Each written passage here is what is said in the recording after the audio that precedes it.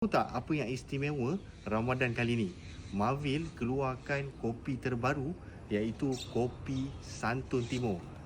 Cuba tengok packaging dia. Memang eksklusif, okey, klasik dan ada elemen kemelayuan, elemen timur. Okey, dan kopi ni ada campuran 3 bahan ternama yang memang tak asing lagi dah dekat Malaysia ni. Iaitu yang pertama ekstrak moringa, yang kedua ashwagandha dan yang ketiga habatus sauda.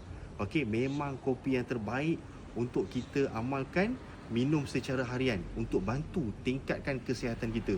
Ekstrak moringa, okey, memang terkenal untuk tenaga.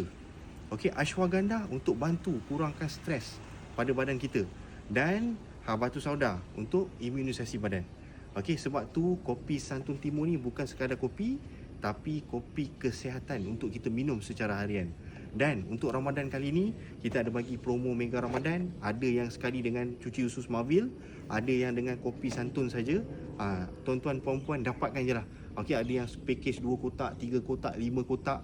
Yang penting dapatkan dengan harga Mega Ramadan. Sempena bulan Ramadan ni, istimewa kopi Santun Timur. Dapatkan sekarang hanya di HQ Marvel.